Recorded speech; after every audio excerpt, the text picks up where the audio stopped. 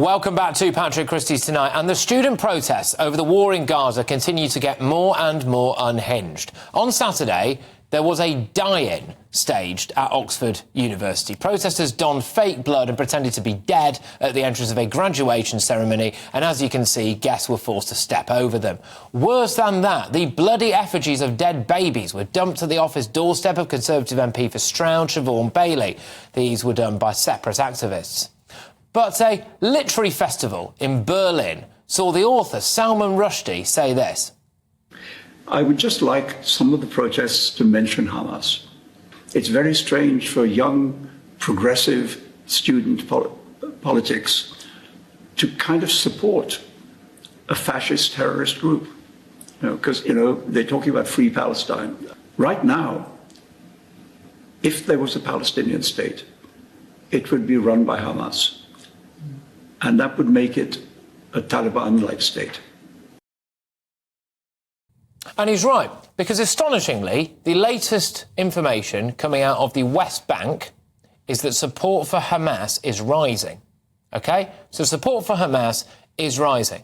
Kelvin Mackenzie joins me now. Kelvin, what would a free Palestine look like in reality, do you think? Do these Oxford students and co know? Well, what is odd about it is that the hatred, and I presume it's a form of anti-Semitism, of Israel is so large that we now are in a situation where students, quotes, liberals, progressives, call them what you like, would rather have the murderous fascists who have run Gaza since 2007 or something, they would rather have them, the killers, the rapists, than they would have the Democrats from Israel. Why is that?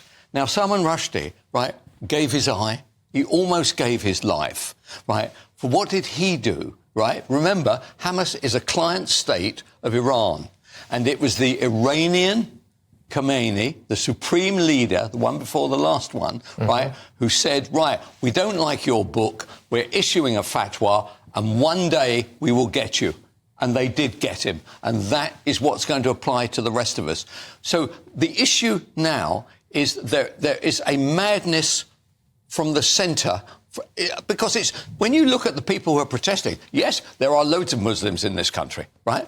But actually, there are loads of middle-aged white people as well. What is their politics? Do they not understand what fascism and oppression? It's been a military dictatorship in Gaza now for 15 years. But the idea that if Palestine was free, they would overthrow the shackles of Hamas and elect some kind of wonderful liberal democracy is being shattered by this. Polling conducted by the Palestinian Centre for Policy and Survey Research in Ramallah showed a rise for support in Hamas. In fact, in the West Bank, they've had some university student elections there. They've elected Hamas representatives.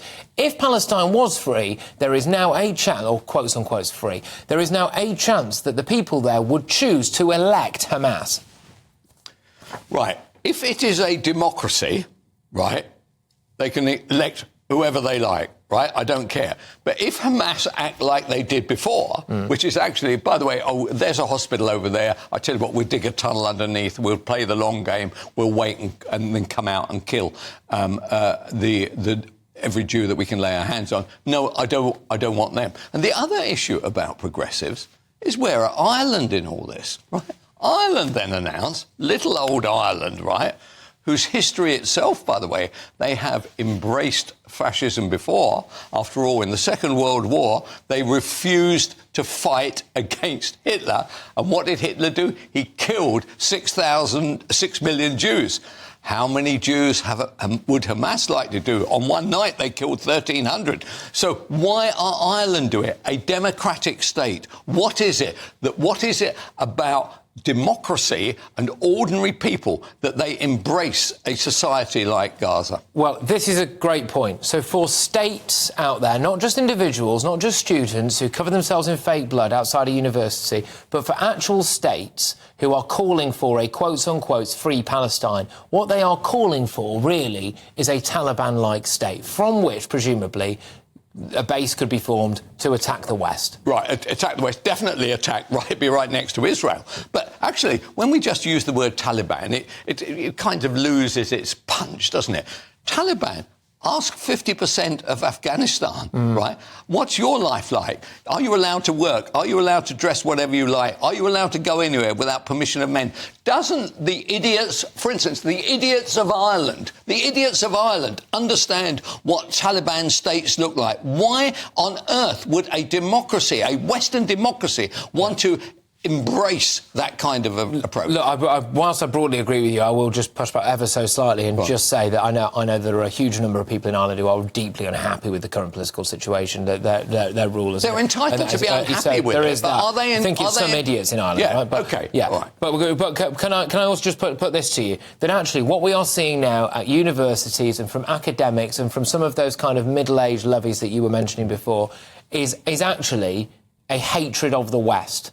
They have decided that we've got this horrific colonial capitalist past, and that is why they now will be shouting for things like a free Palestine without realising that what they are doing is instilling a terrorist regime.